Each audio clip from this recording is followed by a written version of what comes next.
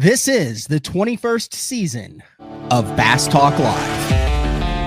BTL is presented by Bass Cat Boats, Strike King Lures, AFTCO, Pro Guide Batteries, Spro, Gamakatsu, The Bass Tank, Denali Rods, Beatdown Outdoors, and Sunline. BTL coming at you. BTL, welcome to BTL, Bass Talk Live. We're going to talk about bass fishing. It's how I open up every show. Sitting across from me, not every show, is Jody White from MLF. Covered the Toyota series. If you missed last night's show, we did a kind of a brief overview of Roger Fitzpatrick, I believe. Yep. Big win. Big win for him. And then Drew Gill tied in that tournament. Yep. And then Tucker Smith was third. Yes. Yeah, that was a pretty fantastic tournament, honestly. Yeah. Only took like 40 pounds to win. Yeah, we look good. We sound good. We're in good shape now. But one of the things that we talked about last night, I mean, we had a top 10 that included Drew Gill, Tucker Smith, and Bank Shaw, correct? Yep. And I mean, really, if you want to talk about other young anglers, Chad Mrazek, Hayden O'Barr, Riley Harris is in his 20s. Really not sure how old Justin Lukemeyer is, but he's also not old. Yeah, very young top 10. Yes. So last night I was like, well, we're doing BTL today because, because tonight at 7:30, Zeke Anderson will be in studio, and it is the debut of Crappie Talk Live. We're going to run the first video episode. The way it's going to work, roughly between 8 and 12 over the next 3 months, there's going to be a live episode where Zeke's in studio teaching you about the crappie fishing. If crappie fishing isn't your thing, it's not like you're missing out on any BTLs. The BTL content is going to stay exactly the same 3 days a week, Monday through Wednesday, 8:30 a.m. Then Frank Scalish, day 4 on Thursday. Everything is staying identical. It is additional. It is side work. It is so if crappie's not your thing, it's not like you're missing out on BTL, but you can add CTL into the mix. You're sure you're not putting your best tips for bass in CTL just to sneak them in there? Well, there is a bass catch in the first episode of CTL, Okay. a spotted bass. But Zeke will be in. We're going to run the first episode, which is about a 25-30-minute video. And then we're going to do a live. But then the following week, it'll be like a video. Then the following week, live. Then following week, video. And then they'll all build on each other to where by the end, every crappie in America will be in danger. Hopefully. That's the plan. So I've been working on that, but we went out last night. We caught a bunch of big crappie last night. We're going to try to go after this. It is not ideal conditions, Jody. This is like every other day in Oklahoma when I'm here, though, so it should be fine. Yeah, it's right now it feels like 25 outside, but it's like 45 with 25 gusts. It's supposed to get up to 40. We're going to hook the boat up. We're going to drive to a couple lakes. And if we're able to put the boat in, we'll fish. It could be one of those where we just end up looking at it and going, hey, do you have a burning desire to put the boat in on this fishery? And then if you're like, oh, it doesn't look too bad, then we might. But if you look at me and you're like, absolutely not, then we might be right back here getting some extra work done. Hey, I mean, that would be fine either way. If I need to get work done, I'll get work done. Yeah. If I get to go fishing, then I'm in. You're in Vermont? Yes, sir. You live in Vermont. Conditions in Vermont, like you guys have like a legit winter there. We have a real deal winter. Yeah. I ice fish sometimes. Yeah. So I try not to. But that being said, on November 11th, 2025, I mean, you still have open water up there. You can still go fish around your neck of the woods, right? Or is it on the verge of freezing? No, I've got, I think, 3 more tournaments on the Connecticut River this year. And that'll go to like the end of November. And then, honestly, Champlain, like, unless something crazy happens, I'll be able to catch smallmouth on Champlain pretty easily until like Christmas for sure. How does Champlain freeze? Like, are there certain portions of Champlain that freeze so like that you can get on certain parts of the lake? Like, have you ever been open water fishing on Champlain while people are ice fishing on Champlain? 100%. 100%. Really? Yeah. Because so the south end, like down by Ty, that freezes pretty quickly, right? Because it's Shallower, less wind. shallower, less wind, and then like Missisquoi Bay and some of those more protected parts up north freeze pretty quickly. But the mid lake, where it's deepest and windiest, takes a tremendously Is that like long inland time. sea type stuff, or is that? No, the inland sea, I would say it freezes more regularly, but also very unsafely. Like, Okay. Usually when someone goes through the ice on Champlain, it's usually in or around the inland sea. Like, I'm not trying to be the first guy on the ice there. But that mid-lake part, actually like from Plattsburgh to Burlington, or, Burlington across to whatever's on the other side, like that part of the lake realistically only freezes a little bit in the bays most times. Like, it's pretty rare that you can go all the way across the lake. And there was one year where I was actually catching a lot of lake trout through the ice, and it was frozen almost up from like Ty, almost up to where the Otter Creek dumps in. And so you could drive a four-wheeler over 250 feet of water, and then like 2 miles north of that was open water, And which you could is sketch. put your boat in. I don't Or is know. it like I don't an know issue? that I could have found a ramp. I got honestly. you. That's where the issue is. But- You could be like Frank. Frank carries chains, de-icer, sand, and a shovel all winter long, and then change the bunks out. Made sure he got aluminum bunks so he could break ice with his prop and the trailer instead. So I've done very similar things. I carry like I think it might be called a spud bar or something. It's like a 6 foot long metal bar with a chipper. And in fact, we were talking with Cal Patrick on the phone earlier, and who's doing fantastic, by the way. Yeah, he is itching to go fishing. He's done this with me, where I will legitimately cut out ice at the boat ramp, and you stand on the back of the boat, you back it in a little bit, you cut more ice, you stand on the back of the boat, you back it in a little bit, you cut more ice until you can get in, and then you catch them. Interesting. So the cold doesn't bother you at all. I don't mind it, as long as I'm dressed for it. I've also noticed so I've never been able to do the fingerless gloves. Like, I am a full glove guy. Like, to me, the fingerless gloves make no sense because my fingertips are the things that freeze.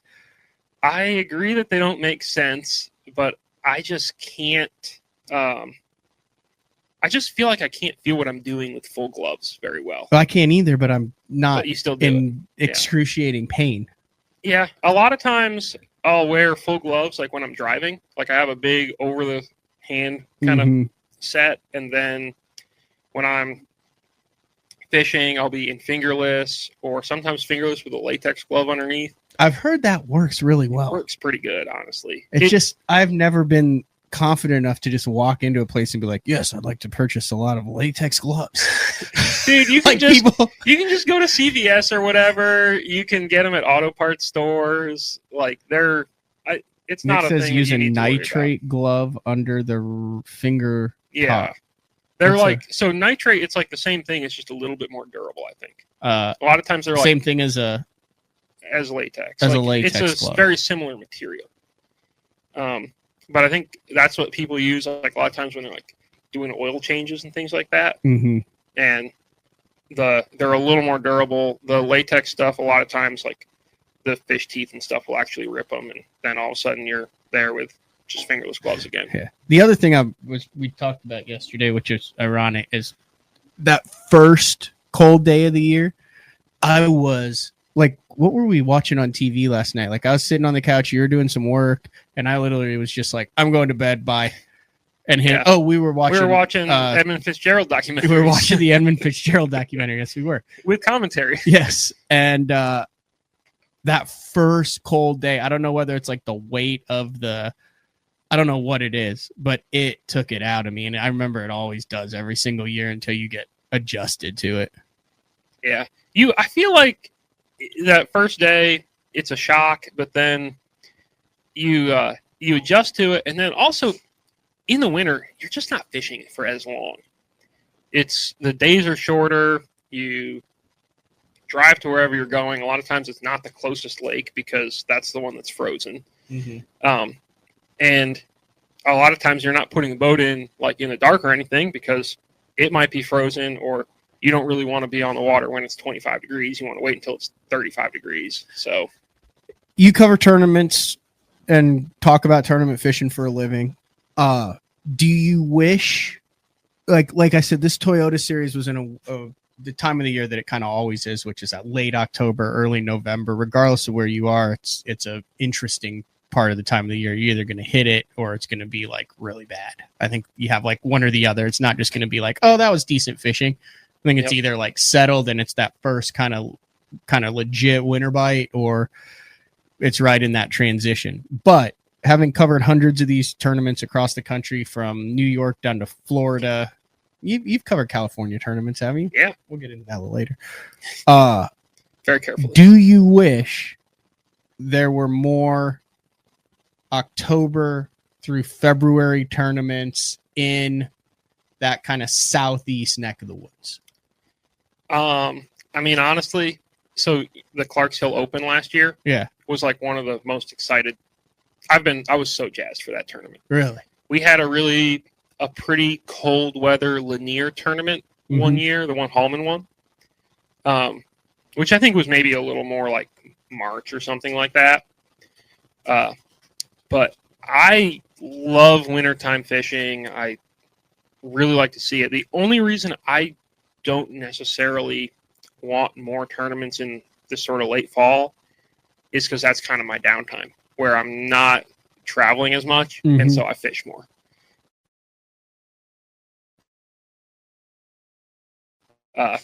But in fish perspective, I love, late season fishing. I think it'd be cool to see more of that. I think it would bring in a lot of unique things that we haven't seen since they used to have that back in since before me and you started covering it, like 80s, 90s. Like Cluns talked a lot about like that the late fall tournaments that guys used to excel in, and then when they went to the spring heavy, Bass did it, MLF did it, FLW really everything did it. is so hardcore around the spawn.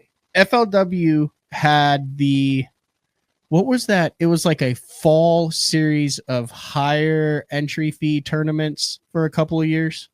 I think we did it 1 year, and it was actually called the Invitationals. It was during the FLW tour days. You had the FLW tour, then there was a break, and then there were 2 divisions with 3 tournaments in each divion. 100%. I vividly so that's remember FLW that. Series. Okay. Right? It was like those were other ones too, but the Invitationals are the ones I was thinking of, which they literally only did for 1 year. And it was in the fall. I think so. Yeah. Or at least some odd times. See, I've always thought it would be interesting for the MPFL, especially if they're going to go no scope, to start in the fall, in September or October. Yeah. I mean, the beautiful thing about like late season fishing is a lot of times you can catch them on 2D. Yeah. They're dumber. Yeah. And they're deep. Yeah. But in October, November, December, January, February schedule, and then a championship early March. Now, I know you're limiting yourself. I 100% know that there's a whole third of the country, but guess those people where they can't go fish, guess what they're going to want to be doing during that time of the year? Watching live fishing. Yeah.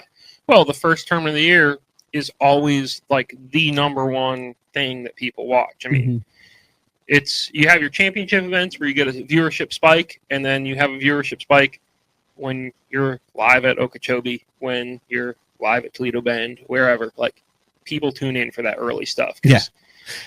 And if you know what it is, if you know what to expect, there's a chance you're going to have to pivot. I mean, there is a chance that you're going to be like, hey, we're going to end up with a bunch of Tundras and Silverados in the lake if we try to launch on the, you know what I mean? Yeah. But you kind of have it out, you pivot that. It doesn't all have to be Florida. I mean, you fish Grand 99% of the time year round, that type of thing. Texoma, all throughout Texas, Georgia, Alabama, the Carolinas, like all that. Like that winter fishing is super cool, and it's something that I think me and you have done a lot of it. Like that was pretty much the only time I got to fish for 2007 through 2018. Yep. Like as soon as the season was over and everybody got in the deer stand, that's when I was like headed to the lake. And I remember, I mean, not that long ago, dude, like not that long ago, I struggle when everyone else catches them because I haven't put my time in on the water in April, May, June, that time of thing. Cause I'm always out covering the tournaments for 10 years of my life. No, I fish probably half as much as I do in the fall during the spring. Mm-hmm. And the spring is awesome to fish at. And usually 3 or 4 weeks out of every April or whatever, I'm on the road. Yeah. What I wanted to talk about was this. I called it next generation of anglers. It's not the next, it's the they're the now. It's the now Yeah. generation of anglers. But we'll be fishing or something, and you mentioned this last year when we fished, and you'll be like, now so and so believes, and it's not like you're giving up trade secrets. It's just I won't say the name, but this is kind of giving away too much. No, on me, bad. Wow. I left a crappie in the live well. And that was bad. Yeah. And it was one of those where I was like, yeah, I'm going to keep enough to eat for dinner. And so I boxed one. And then I ended up boxing like 3 or 4. Well, I apparently boxed 4 because I thought I boxed 3. And then like 20, 30 minutes later, I went, I have no desire to clean crappie tonight. So I dip in the live well and I toss my 3 crappie back, open up the live wells and, release them for the rest of the night and then come back. Simultaneously, I also have a freezer that I accidentally unplugged because I thought I was unplugging the boat cord and it was the freezer cord, and it was my fish freezer from a year ago. So for the last 7 months, I've had a fish freezer that I plugged back in after I was gone for 2 weeks that has some vacuum packed fish up there. I literally have my phone ready. There's a guy who's supposed to come get that thing out of there today, but I had to open up that freezer for the first time in 7 months. And I thought, ooh, yeah, no, it's still ripe. And you're like, yeah, no, I kind of smell the fish a little bit. And jokingly, I was like, I hope I didn't leave a crappie in the live well. And I opened it up and I was like, yep, left a crappie in the live well. It was pungent. Your garage is not like, it's ventilated, but yeah, that's wow. The second time I did that. Those of you that are BTL diehards will remember I did that with a bass last summer, 2 summers ago, and it was a month-long process. This fish, I was able to pick it up without it falling apart. It was fine. It cleaned it out. Smells gone out of it. But I say that to say this: we were scoping. We were scoping yesterday.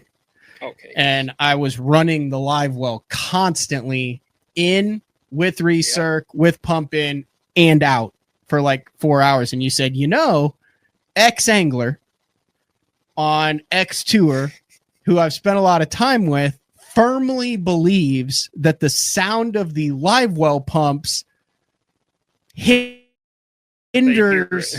Wait, as much as you want to say, kind of tell that, because I was like, fascinated with this. He might have even said it on live, and I don't know that it's a thing that I'll just spill it and hopefully he doesn't hate me. But Banks said on live, and or while he was fishing yesterday, that on Grand, that he was catching the fish so close to the boat he thought they could hear the live well. So he was running his live wells less, and he almost killed his fish on the last day. But he didn't. They were okay. I think he might have had one dead one, but I'm not sure. But he intentionally was turning off his live wells. Turning his stuff off to be more stealth, which is, it's the kind of thing which, like, I would never notice that. I don't think. No, I had never even thought of that in my life. There's ever a scenario where I'd be like, you know what I need to do right now is turn my live wells off. And he obviously thought about that, right?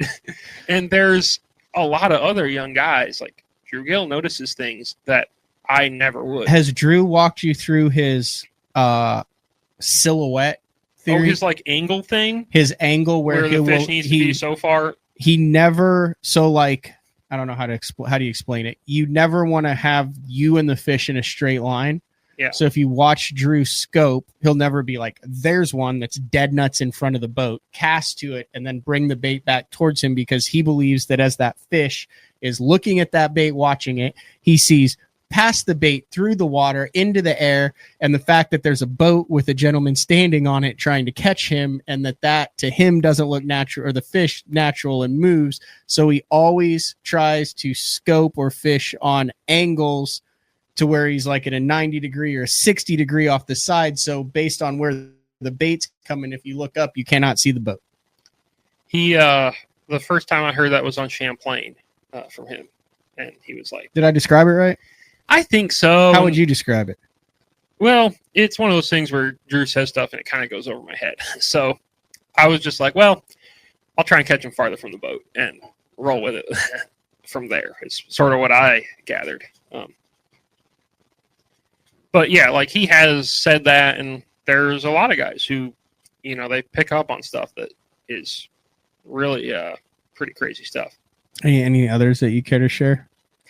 Maybe not right now. Maybe if I think of something good. So the trolling motor thing is interesting. A lot of the old school guys, I've had this conversation with Kelly Jordan, other guys, they call the trolling motor the original hydrowave, because they believe that when you hit that trolling motor, move that water and stuff, there's so many times, and you've probably witnessed this covering tournaments, where a guy will be like boom, boom, boom, and then he'll hit the trolling motor, wham, bite. There's a group of old school guys that firmly believe that hitting the trolling motor actually generates bites, not keeps the. Have you heard this? Well, no, I got a good story for this though. Okay.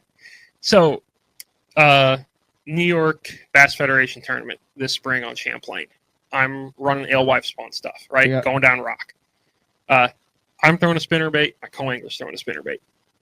I going down the bank, sort of not quite parallel, but pretty close, right? Mm-hmm. Don't catch anything. My co-angler gets hung up. I'm like, all right, we'll go in and get it. We go in, we get his bait out, and I'm backing out with the trolling motor. Like, I've got it up. It's a foot deep. Not that level, but like I've got a good, just mud sort of puddle current situation going on. He flips his bait out like 5 feet away from the boat, catches a 4-pounder, where I've just fished. Like, my bait, I know was feet away from that. And I was like, are you kidding me? I was just so frustrated mentally. I was like, why did this guy catch this fish right here when literally I just fished right here? Like, I didn't do anything wrong when I fished it. And he caught it. And it was fine because, like, he was a cool guy. We both had good days of fishing. Did you get like pushed crawfish out of that or something? And those fish, it might have just pushed him to the side, and all of a sudden there's a spinnerbait, and he's like, I'll eat that. I have no idea. But it was really, it's one of those things where I think, like, clearly to me, that trolling motor, that extra current had something to do with that fish biting. Here's Trey McKinney playing Alan Jackson on Full Blast and won this year. So that's another Kelly Jordan thing. He'll listen to rock music and country music and believes that vibration through the hull of the boat. I'm not going to put words in his mouth. I know he's talked about this. I don't know if this is. I almost always. He could have been a couple. Out there. He could have been a couple blood and honeys deep, but that the vibration through that actually. I actually kind of redid. If you notice how much cleaner this is than it has been in the past. Grab that right there next to the Bass Boss book. Yeah. So I actually found, I had talked about that last week. That is the Hydrowave with the KVD chip. Is the chip this bottom part here? Yeah, the chip is the bottom part. So you had the Hydrowave, and then you had I had it velcroed to the front deck like that. Yep. And then here, I'll show it to the camera here. Yeah, be careful with that camera. And then you can see the KVD initials on the bottom. And that was the patch that allowed it to have the KVD power, the power shad, the combo. I believe it has a blueback pattern on there. Can I see this thing again? Yeah. This one says crawfish. That doesn't say KVD on it? No, it says that's the crawfish patch then? Yeah. Okay, I have multiple patches. That's the crawfish patch. You have a KVD version yes, too? Yes, there's a KVD patch too. like with all of his power patterns and stuff on it. That must have been the cold water edition then. Yeah, I had one of these for a little while, and I think I sort of it's somewhere, but I don't think it works anymore. And I think I had it pre-scope, and so honestly, I don't know that there was a way for me to really see tell. what it did. I'd love to try one again with scope to see if I could. New Cat's coming in March. I'm hydrowaving it up. You're doing it. I'm going to put a hydrowave back on. Do you think you'll see a difference? I have absolutely no clue. I know that I went through a time period where I was 100% convinced it did work. Do any of the young kids have them on there? I would say no. I think I feel like there might have been one in the whole field. I mean, there was a time when that was like when I see one now, I'm like, whoa, look at this. Was it popular enough when you started to where you would have in your top 10 patterns what they were running their hydrowave on? No. That was part of Bass Zone for a number of years. Yeah, I never thought about asking that. Maybe I should have. And I honestly, for a while with scope, I used to ask like, well, what distance did you have, what pallet and stuff like that. And I mostly have stopped doing that just because it seems like we've sort of settled on like a few zones that are, or like a few things that like this works, and some of the finer details are stuff guys want to keep to themselves. Yeah. But I did use a hydrowave ice fishing one year because I thought that there was a chance that it would like totally change it for me because amplify it under the ice more. Yeah, and I was using Mega Live then under the ice, and I saw a lot more fish. Absolutely did not change my catch rate at all. Like more fish came over to look, couldn't catch them. Like, and what they were the hell is that? And they were like white bass and stuff like that, not necessarily, and perch, not necessarily like bass. So maybe they just need a different sound. Have you seen this stuff where the guys like slap, like especially in like South America and like Wells catfish, where they're like they slap the water with the bait and stuff over and over to like attract the fish? I've seen like the 8-trap stuff where they're figure eighting it. I don't think I've seen the slapping the water. Yeah, and then there's like one thing for Wells where they're like they bang the boat and stuff. I think someone mentioned that on here. I just saw that. Yeah. Pete Cook says, I know guys that take a broomstick and beat the floor of the boat when hybrid fishing. I mean, if it works, it works.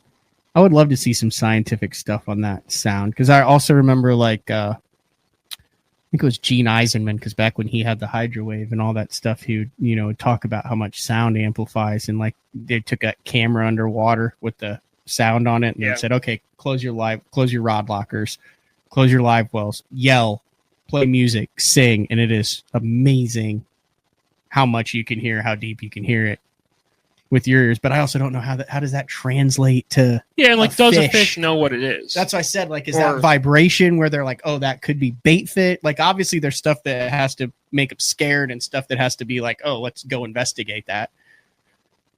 Yeah, I don't know. And I mean, the problem with so many fishing things that we don't know is like you need a lot more time than most of us have to like really figure out if it is going to consistently be a thing. This is interesting. 5 Bites Fishing says there's one angler that mounts the hydrowave controls inside the rod locker, so no one knows that he still uses it.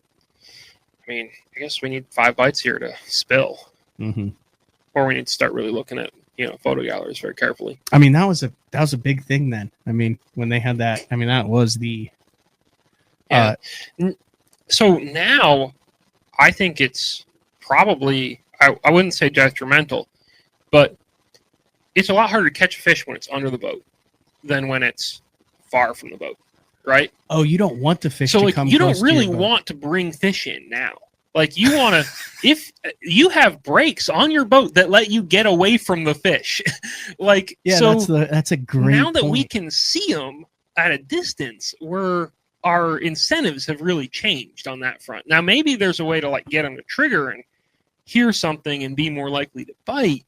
I mean, that's great. But also if that makes them swim right over to the trolling motor, that's not great. Probably. That's a great point. Clay goes, there's probably a moment in a bass's life where they stop being scared and start being the top dog. Like that, if you think about that, like every big fish, there is a moment, there has to be where they no longer are afraid of being eaten, and instead, like yesterday, they were still afraid of being eaten, but today they are now the eaters. Yeah, that's true. But some of those ones are real hard to catch. Yeah. So they know exactly what it is they want to eat, apparently, and you're only occasionally feeding them. Yep. Nick said, look at the glide splash that is done to attract fish. Didn't Polinick do that? It's so weird. You'll talk to guys who'll be like, I wanted a heavy entry so it got the fish's attention. And then literally in the same tournament, a guy will be like, I'm really good at flipping, and I was just sliding it in and out, and they didn't know it was there, and that was key. My technique was key. Dude, I think I wrote it in the story, actually. At the Potomac Toyota this year, there was a guy who was flipping with either a 2 or a 2.5 ounce weight because he wanted to lay it in real silent and then just let the weight take it through. So he didn't instead of flipping it high, he would just go zoop and then let the weight go whoop right down through it without the splash, right? Okay. And at the same time, I've heard plenty of guys say, yeah, well, when you skip a bait under a dock, every one of those skips, they see it attracts them, and they swim right over to it and eat it when it falls, Has to be all situational. I mean, that's what keeps us coming back. Or it's mental, or it has no bearing whatsoever. I bet sometimes it does something. Because I think a lot of times we overthink fishing, but I think that there are probably enough times where it actually matters that, that's why we keep overthinking. Yeah. Do you think it's overthinking, though, if it's at the top level? I mean, you're talking about these guys that are doing it for a living at the very top level. There's millions of people who fish for bass, and we're talking about the top 100 guys there. Is that what makes them the top 100 because they are thinking about it and they're on in the water enough to experiment and work with this stuff? Or is it just weirdos who are paranoid and none of it really matters? You see what I'm saying there? I see what you're saying. Some of it matters, but also there's a lot of different ways that guys do things. Like there's some guys who run real short little leaders with their minnows. Some guys run a little bit longer leaders. Yeah. There's probably 5 or 6 different ways guys throw a shaky head or skip a jig on docks in the Carolinas, right? Like I bet that Brian Thrift and David Williams and Shane LeHue probably all use a different jig. And they probably all think that the jig they're using is like the good one to use. So I guess that's what makes it's what makes fishing so cool. Yeah. All right, we're going to take a break. When we come back, more with Jody White from MLF. We're actually going to dive into a little bit more of what makes this new generation of angler tick, why they've been so dominant. Is it just the electronics, or is there a little bit more substance to it than that? It's BTL on a Tuesday. Jody White in studio. We'll be back right after this. Before there were hashtags, there were handshakes and shared stories. They gave us confidence to make our first cast and chase our dreams. They taught us to fish, and in the process, taught us about life. They taught us that success isn't just about reaching the top. It's about lifting others up. The future isn't just about selling tackle. It's about 3 simple words. Let's go fishing. Here's to the original influencers.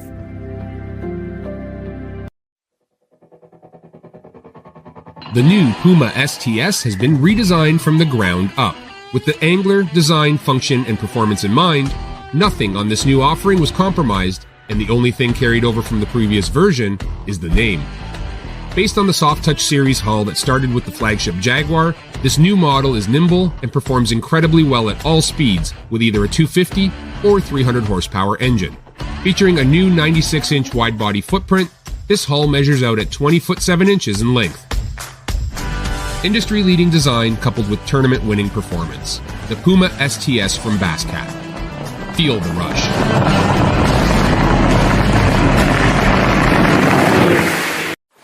When I'm in a tournament, conditions are constantly changing and every second matters. With the Deep Dive app, I can instantly pull up all the current lake conditions all in one spot. So no more looking at weird government websites. In just one quick glance, I have water clarity, water level, wave forecast. It's all right there in the Deep Dive app.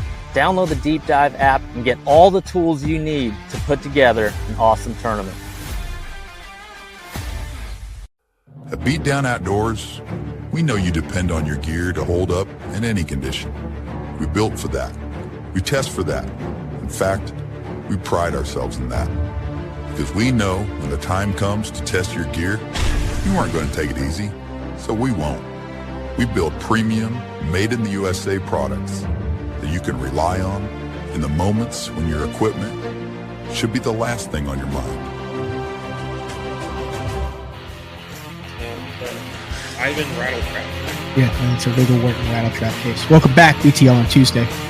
No, you can show it on the listener center. Like the old school Wiggle Wart there. That's been there for a couple years.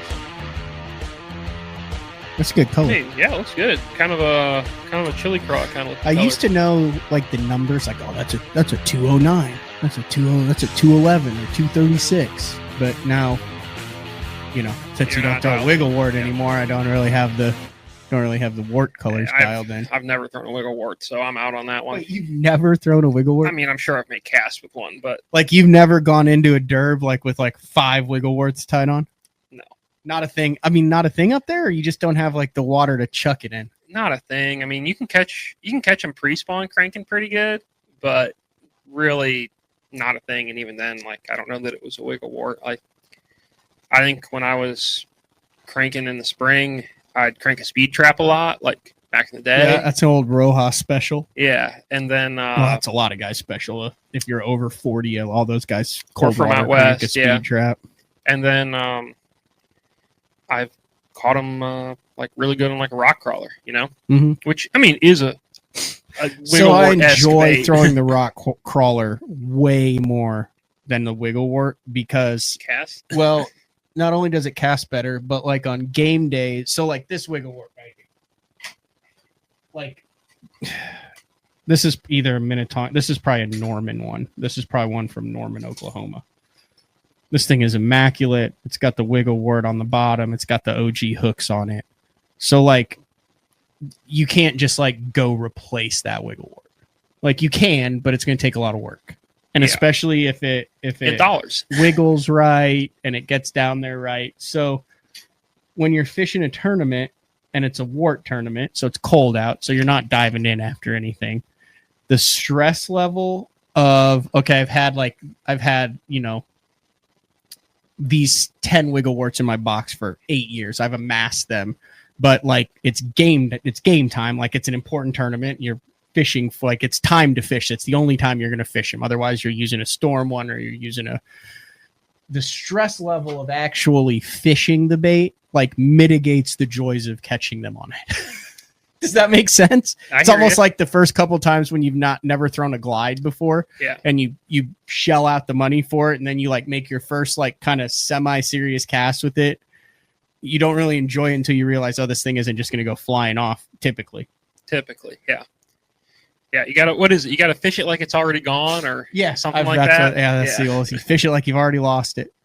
Yeah, but it would be true. Because in order to fish it correctly, you got the 5-3, you get it down there, you get it hung up, you pause it, you let it kind of back out, then you start cranking it again. But I mean, you're getting hung sometimes 2-3 times a cast on the Wiggle Wart when you're fishing it right. Yeah. And if you're trying to get it down into that 8 to 10, you're cranking it on 10 or 12. Like it's just a recipe for a miserable day on the water. But when it works, I've watched a lot of guys throw them on Beaver Lake and stuff like that, but I don't know that I ever did. I would like to get your take on this. Like I said, you spend a lot of time around the young guys. You talk to a lot of the next generation guys. Like I said, Drew Gills, the Tucker Smith. How old's Chad Mrazek? I don't know, 27 or something. I'll find out. Nut Brothers, Banks Shaw, Alec Morrison, tons of different guys. Is there anything that all these guys have in common, or is it literally just all really good with electronics, embraced it, and understand it better than the average cat? All right, Chad's only 25. Okay. That's younger than I thought he was, honestly. I don't think it's entirely electronics, right? I think that's a big part of it. I think it kind of the electronics part like kind of enables these guys to do other things, if that makes sense. Right? Like, they've got this window into the world of bass that nobody really had before, and they can pursue it to lengths that nobody really could before, or at least not very effectively, right? Like, I think that's one of the big differences, that they're able to understand fish, because they can see how they're because they can see how they react. They can see where fish are. You can like tell species and stuff if you're good, or figure out species. And okay. stuff Well, if you're good. so could anybody else that's been on tour that has a lot more experience. That's where I'm going with that. So Right. why has this whole crop figured that out and not the Everyone. older crop who's been around? Like, there's the hybrid guys we've talked about, Justin Lucas a lot, a Wheeler, a DC, a bunch of guys who were on tour before who had it. But wouldn't because they don't those hunt guys? as But wouldn't those guys be better at it than the younger guys because they now have that ability, but also have 20 years of experience? Or is it a case where the lack of experience in what Bassmaster and MLF and FLW magazines pounded into our heads for 20 years, like, is this more, I guess what I'm saying is this like a really interesting, in your opinion, like a social experiment or a psychological experiment thing? I don't know about that, but you got to think about it though. If you're learning about fishing, right? Like if you're waking up every day trying to figure out how to do better, Right. you're gonna naturally see more things, expand in more directions, right? Like you're gonna have more questions. Whereas if you're even my age, like a lot of times, like I launch the boat at the house and I'm like, this is what I'm gonna do, and it's probably gonna work. And a lot of times it does. Not always though. And I think that if you're 40 or 50 and you have 5 or 6 different things that you're like, this is what is going to happen, this is what should happen, it's what's always happened, and you're not looking for the next thing like already, I feel like that might be a big factor. So how would a Drew Gill or a Bank Shaw approach yesterday, where I went to to 2 lakes that I've been to a bunch? I told you on the way there, I said, this is what we're going to do. This is how we're going to do it. I get on the water and I said, they live in 4 different spots on this lake. We'll check these 2 spots. Then we'll check this spot. Then we'll check that spot. And if they ain't there, we're getting off the water because we're wasting our time. We're going to the next lake. We checked all 4. We stayed with 1 bait the entire time. I dog cussed the lake that they weren't in any of the 4 spots. We got off the water and we went to the next lake. Yeah.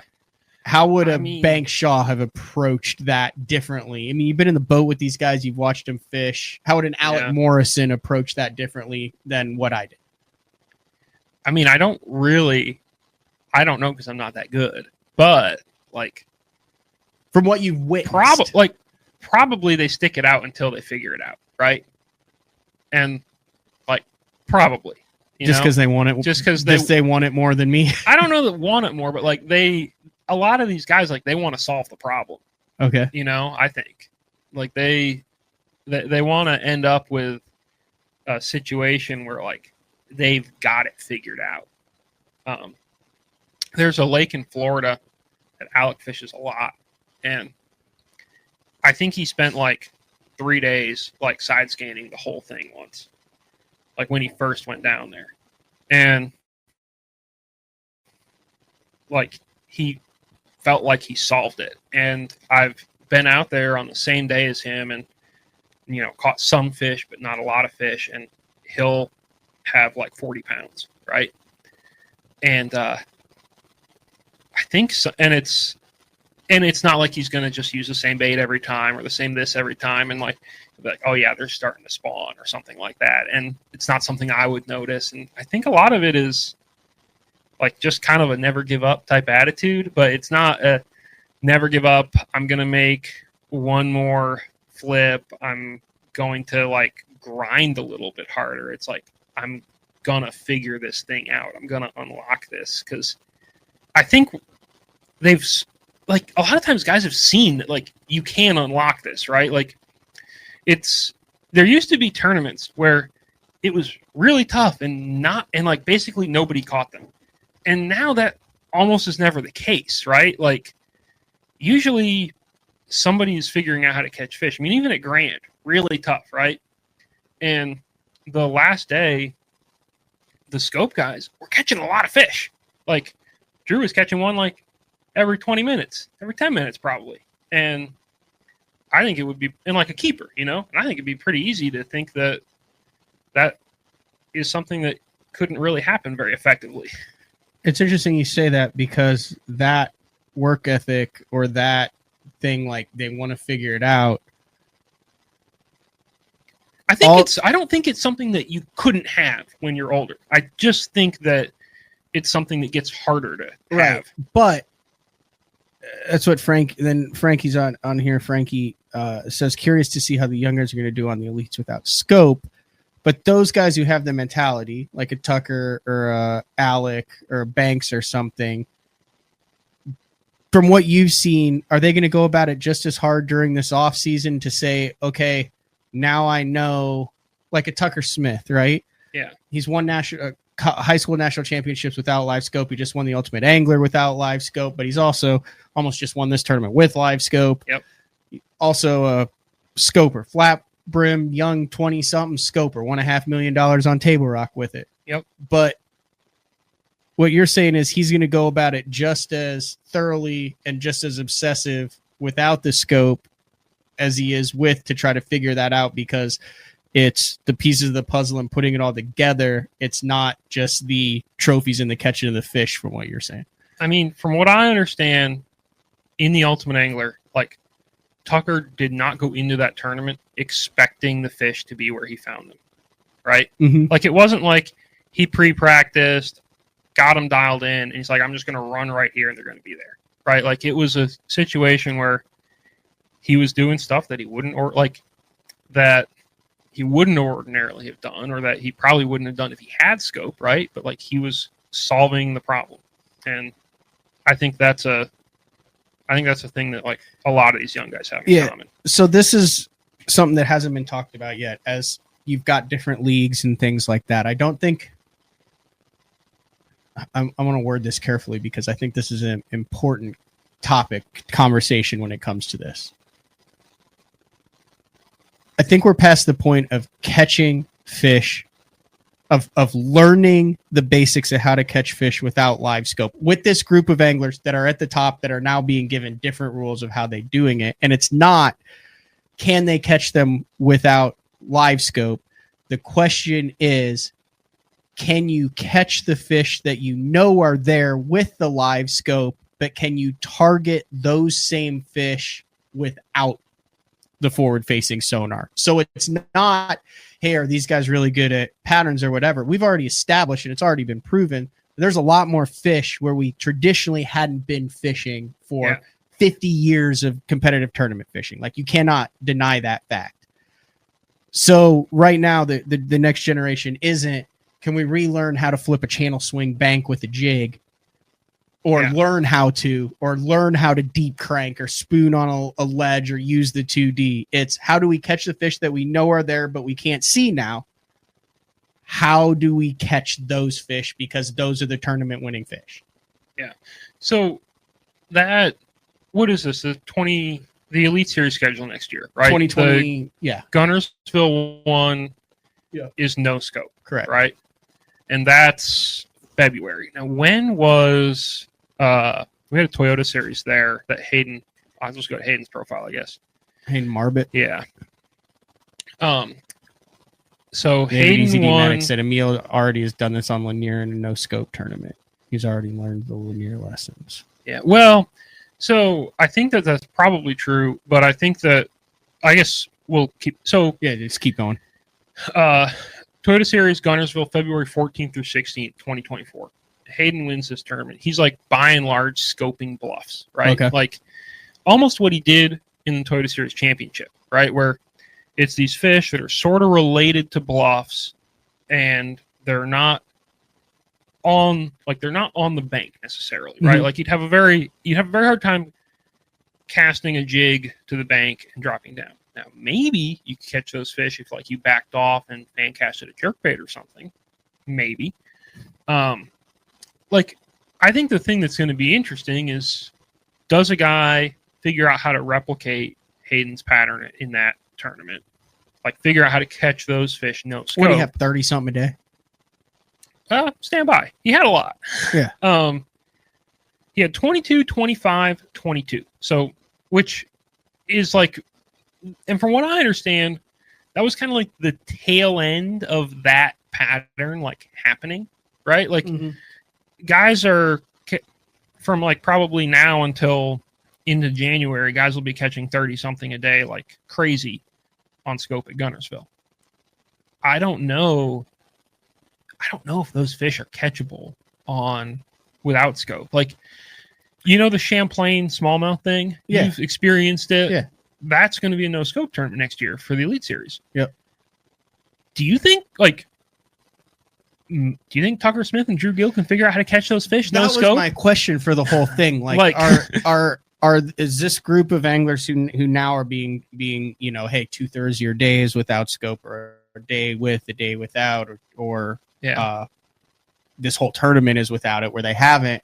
That's what I'm saying. Are they like going, okay, well, let's figure out how to run to tie so we can flip up some largemouth? Or are they going, all right, let's go out into this bay that we know is a 23-pound bag of smallmouth and see if we can figure out how to catch these things blind, because we know how they set up, we know where they look, we know what they are, but we also know how random they are, and we also know how hard it is to catch them even with scope.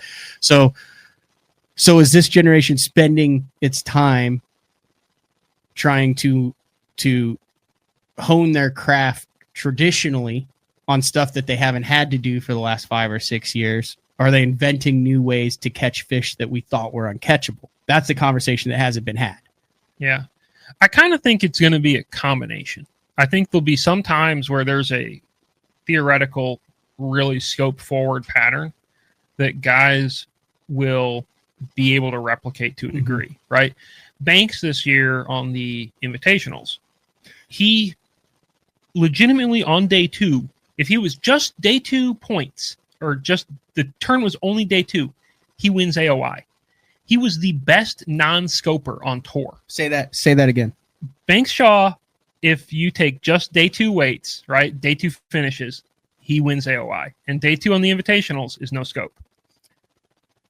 Like, you covered him a lot. Would he completely change his pattern up on day 2, or would he go try to catch fish that he found on scope on day 2 and then just catch 5 or 6 of them instead of 30? He would usually fish for his scope fish. But the thing is, though, he like did a lot more stuff where he would like have a group of fish, right? He was not fishing for single fish as much as Drew Gill does a lot of times. Like Drew, a lot of times you see him cruising down shorelines like boom, boom, boom, boom. And not that Banks can't do that. He can.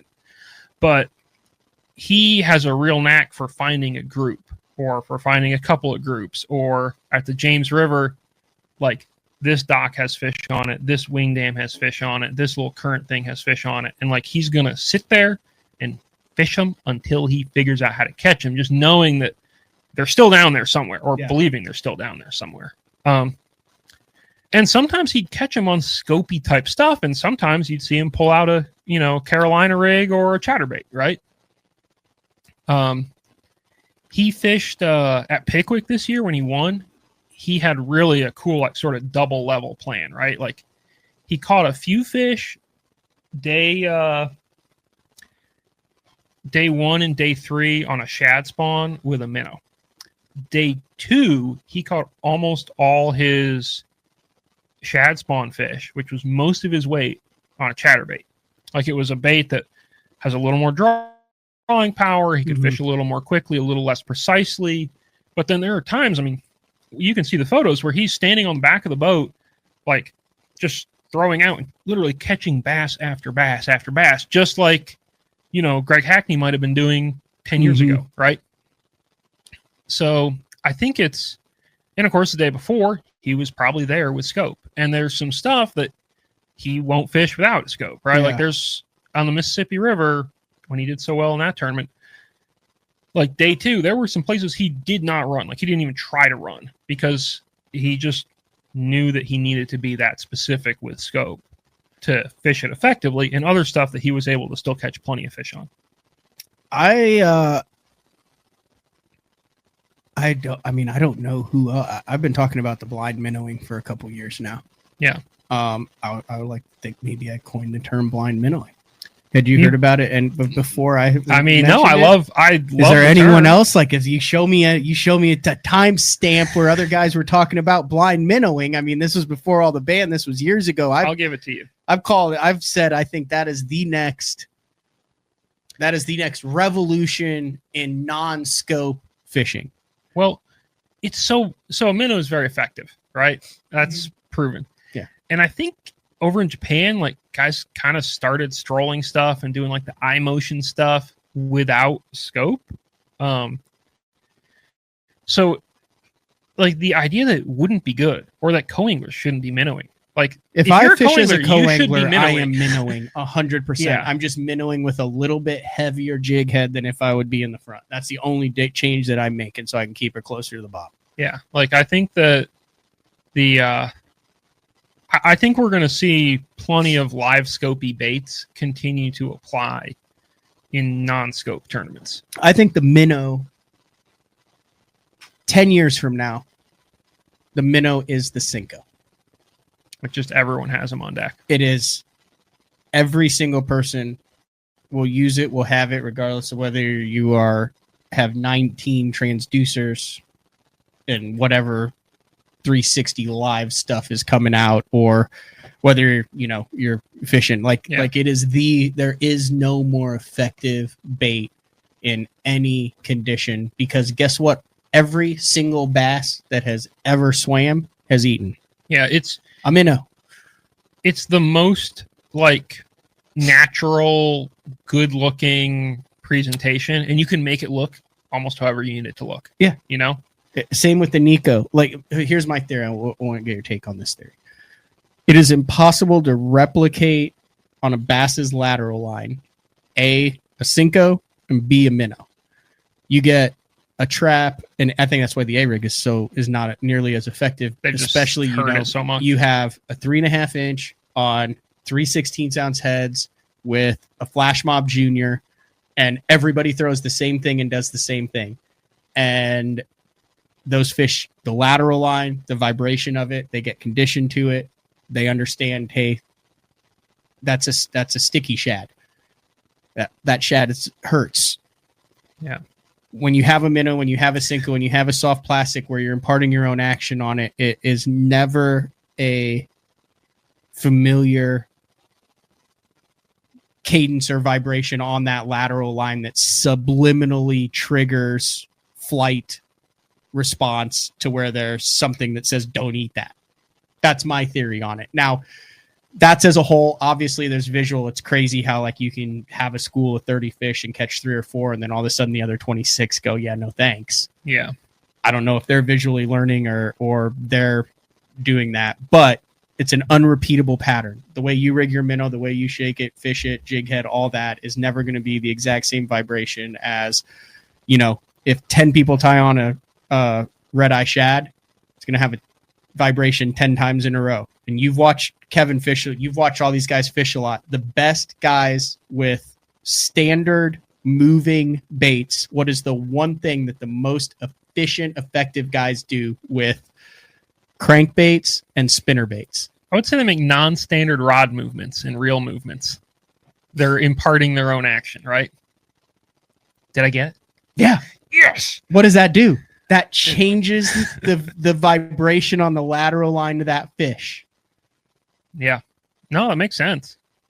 I think it really, really makes a lot of sense. And I think that there is something about a minnow. There's something about worms, that fish are they're probably always going to eat them because it looks like food.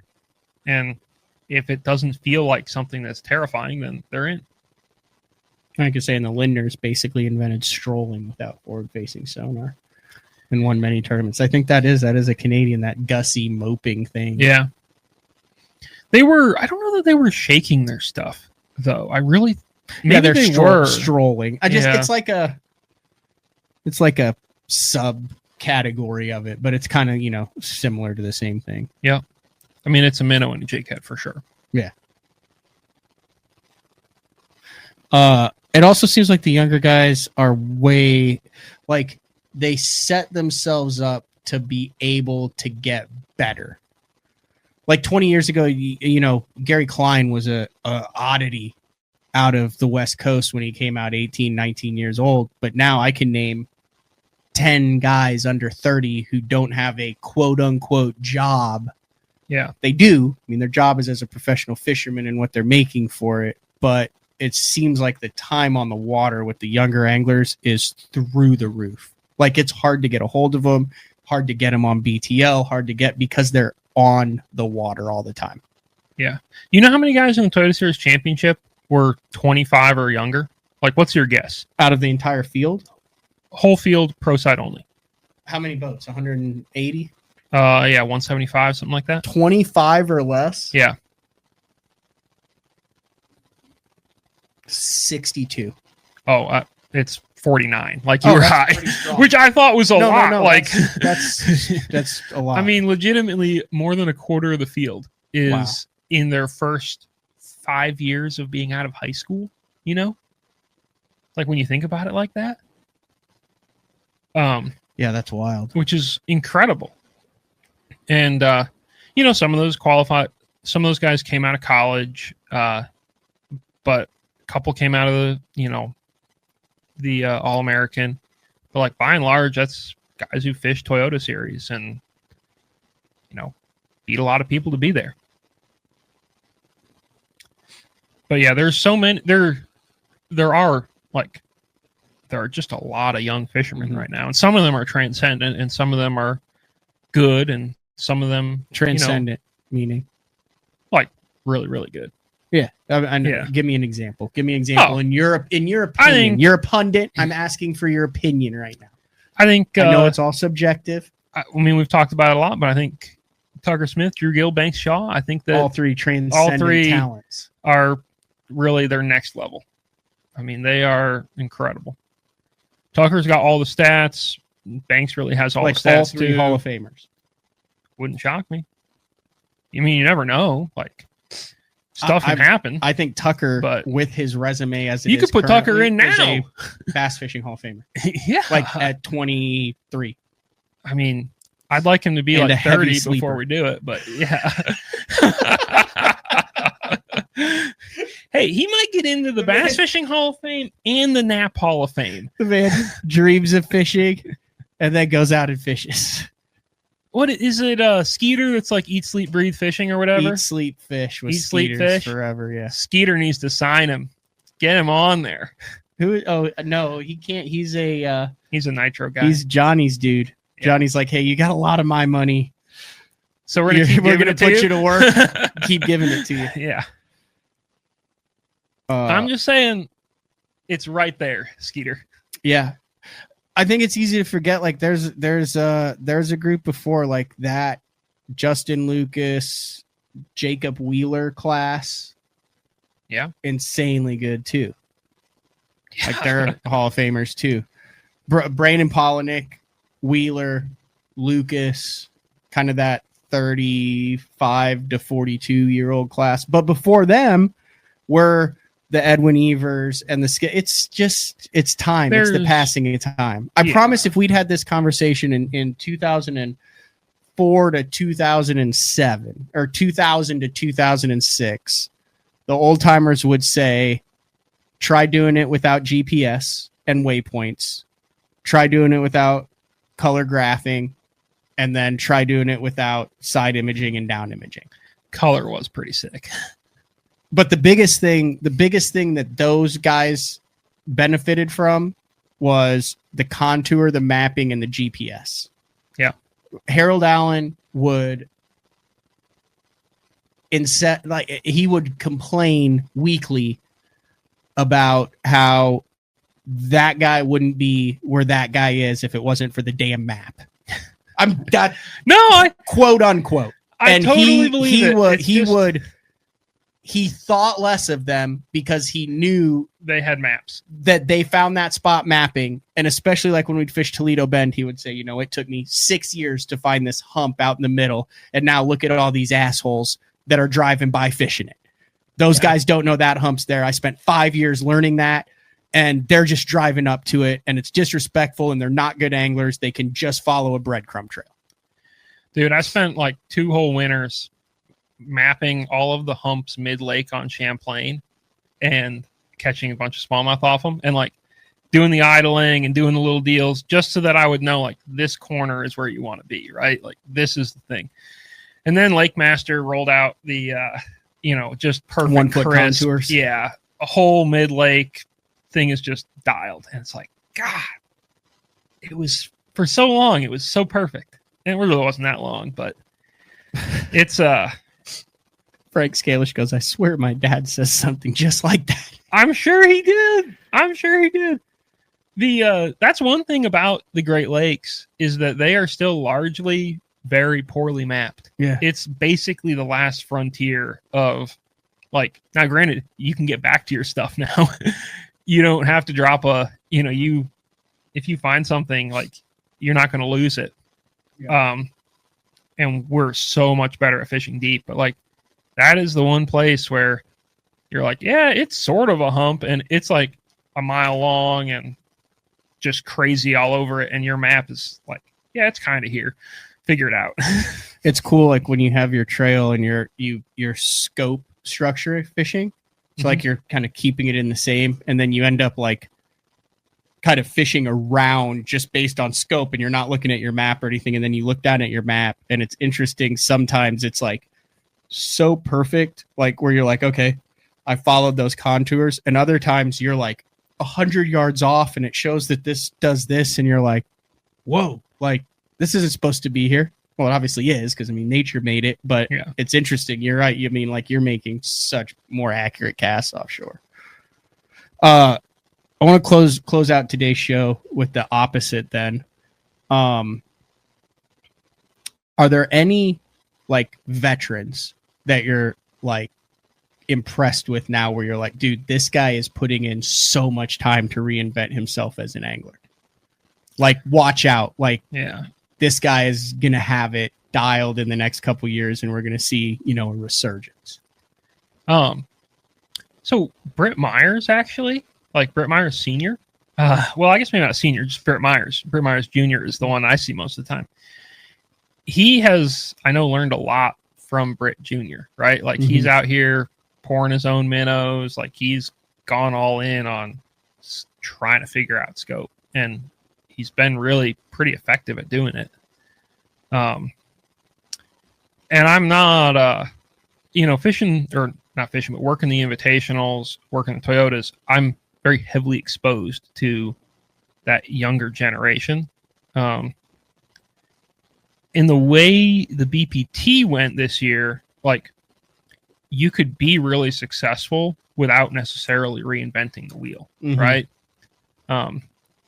There were plenty of guys who mostly fished shallow and had really, really good seasons, or mostly fished, sort of standard. I think that, trying to think, I feel like Brent Ayler seems like a guy, he's like really stayed on top of it, but also he was really on top of it earlier. Michael Neal's not really slacking up very much, but he's also not as old as people might think he is. He's just been doing it forever. Yeah, he's been doing it forever, but he was like MJ 20. Said, Lee Livesey was rejuvenated when Humminbird came out with a half-ass decent forward-facing sonar transducer. I didn't say that. No, MJ said that right here. Yeah, I mean, Lee had a good year, right? Yeah. He caught him. Yep. Ott pretty much keeps catching them. I don't think professional fishing is in a bad spot right now. I think it's in a transitional spot, an interesting spot. It's in a spot we haven't probably been in before. But I don't think it's in a horrible, the sky is falling spot. Do you? I don't think so. There's more young talent now than there ever has been. I'd say so. And there's a lot of, our college fields are full. That's what I'm saying. There are plenty of young people fishing. Like I don't know. Obviously, sometimes we're in a tough spot from a filling field standpoint and things like that. Like across the industry right now. But I don't think that that's necessarily always going to be the case, because I think that there is a next generation coming, and there's also a lot of guys who, now that we have some different rules and things like that, like they might be more into it too. It's an interesting time. Are you done for the year now? Pretty much. We've got a wild card on Pickwick, and I'm not really going to do anything special about that, and going to fish a bunch. Wild card meaning BFL wild card, okay. Like the last way to qualify for the All-American. I got you. How many years have you been doing this full time? Pretty much since I graduated, so 2013 or so. Yeah, I got 5 years on you. Yeah. I did the same thing. You collegiately fished Virginia Fishing college, Tech, yep. the Hokies. I fished for OU, and then through that we translated collegiate fishing into you got a job. jobs. And yeah. No, I don't know if you would call thing. working for Mark Jeffries in 2008. I don't know what you would call that. A life experience, a lesson in patience. I mean, technically a job. I mean, you got paid, right? Sometimes. That's how we'll transition this. I didn't talk about this last night, did I? You said that we were going to talk about it, not that right. We didn't talk about it. Bass West USA magazine to me was like one of the coolest magazines that Mm-hmm. was around. The first and final word on bass fishing. This is the July 2007. What were the things that stuck? The main thing that stuck out to you in that I magazine? literally opened this thing, and the first thing, maybe not the first thing, was that Western anglers get snubbed again by national tours. And how are they going to remedy that situation? They didn't really figure it out in here. I thought they called for a boycott in the other article. Oh yeah, one of them did call for a boycott and to cancel memberships. The other thing is, like, honestly, I think it must have been a lot harder to edit a magazine in 2007 than it is now. Like, spell check was not as good. Well, listen, that's me and Bass West. I wrote that article that's up there. They were. I mean, if I'm writing for Bass West, they're letting anybody write for Bass West.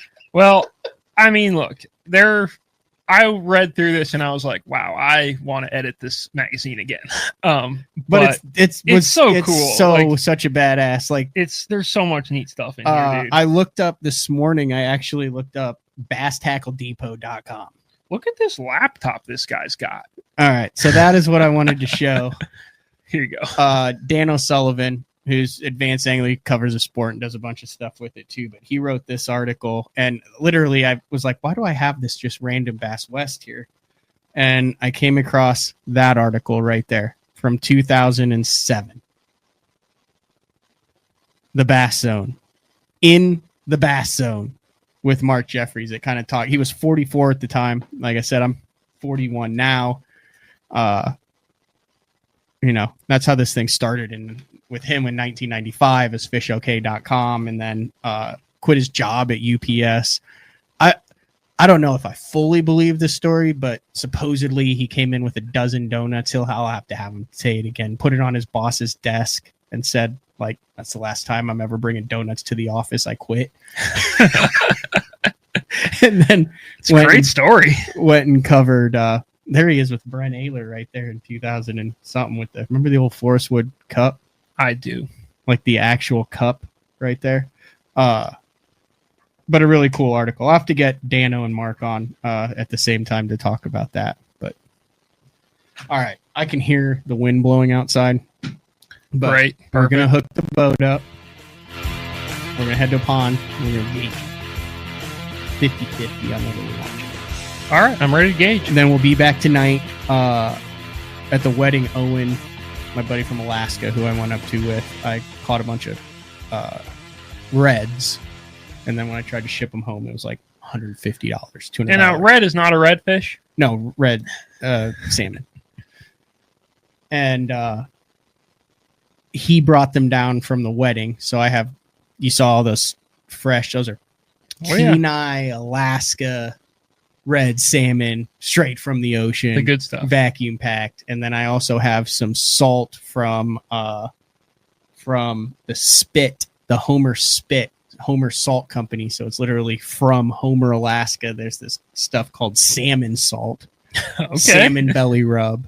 So we're going to do some salmon, and then Zeke will be here, and then Crappie Talk Live, 7:30 tonight. It's a combo show tonight. So we're going to run the video first as part of the show, and then we're going to come on, talk about it for an hour. But hopefully we'll have some good fish stories from today. We are going to a place that has a potential for big crappie and big bass. But other than that, I appreciate you rolling with the punches, Jody.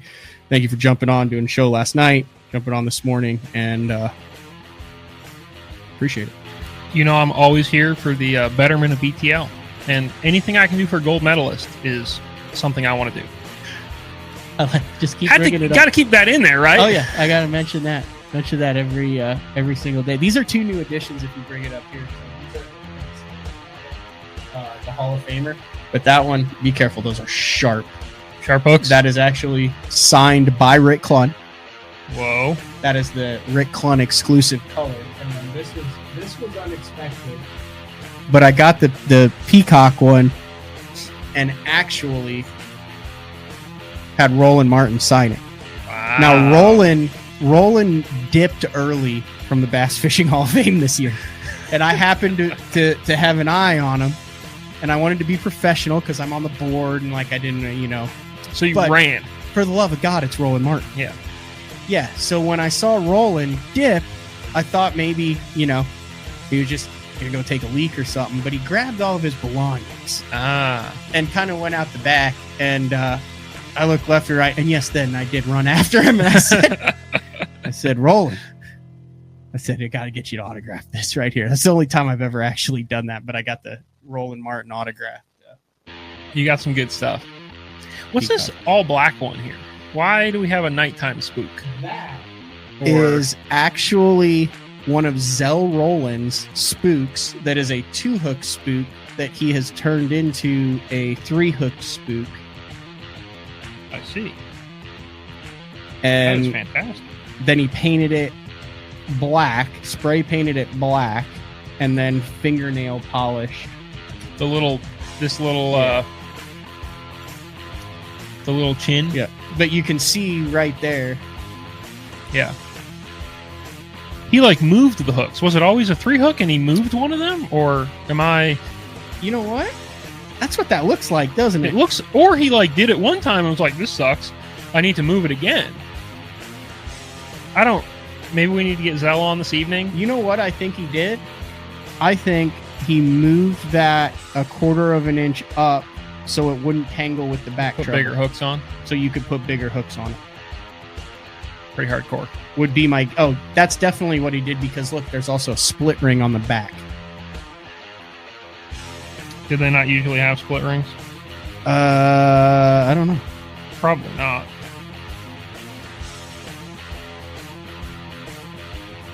I'm surprised he didn't fill in this little hook hole, though. It must not have impacted it. I mean, I'm sure he knows what he's doing. I'm not. Yeah, and who knows? Maybe we came to possess that because that was one that sucked. It's got some hook rash on it, though, man. I mean, it's got some hook rash. Well, it doesn't have a lot of bite marks, though. No. It's mostly just hook. Nope. And then this is from a listener. That rat deal. That's a cool rat. Have you caught fish on a rat very much? I have never thrown it. I've never thrown a big rat like that. I threw that Spro one, right? I think BBZ. Yeah. I've thrown that a little bit. It's pretty cool when they pull bite that it. top water down. The jitterbug? No, next to the giant musky jitterbug, that one. Yeah. What do you think of that? Does it just lie horizontal?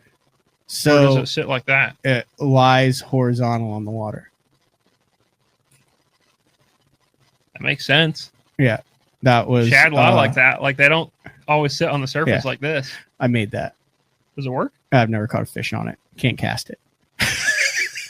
There's no weight to it. Just put it on a spinning rod. Probably skips great. There's absolutely no weight to it. The thing is, it's like trying to cast a potato chip. Well, the paint job is nice, at least. Yeah, that was like the only thing. Actually, this one side is nice. The other side, the gill is all messed up. Do you remember? And there's no gut bag. What's the deal with that? You do watch Day 4. Do you remember I watched Jared it. Miller? Come on. Jared Miller from the Elite Series 2012. He's the one who went up the Alabama River and then totaled his boat on the way back down on the rocks. I think I've seen photos or videos. Yeah, that I built that with his dad. That's a Jeff Okay. Miller special right there. And then these are the ones that mean something. This is directly from Skeet Reese's tackle box. That is a Skeet Reese. Like that was OG. actually Skeet Reese's OG Lucky Craft. LV100. And then that glide, a viewer gave that to me and Frank at the Classic. Really? He's That like, one's that- low on paint. He's like, that one you got to throw. And I was like, I felt bad because there's zero chance I'm going to throw that. Like the lightning, it's like a lightning shad thing, but it's like a BTO one-off. He signed it in the back, put it on there. And stuff. Really? Yeah. That'll never get fished. Huh. Wait, are you talking about the negotiator or this No, one in the bag here? The one in the bag. Right there. Okay. Yeah. No, the negotiator's been fished too much. It needs I a see. new paint job. They All right, probably let's- still bite it. Let's go fishing. All right, I'm in. All right. 7:30 p.m. Central Time tonight on the 11th. Crappie Talk Live. Otherwise, we'll be back 8:30 a.m. Central Time with another show, and then Day 4 on Thursday, 8:30 Central Time. Jody, thanks for jumping in to the BTL studio, and let's go try to catch bass. Let's go. See ya.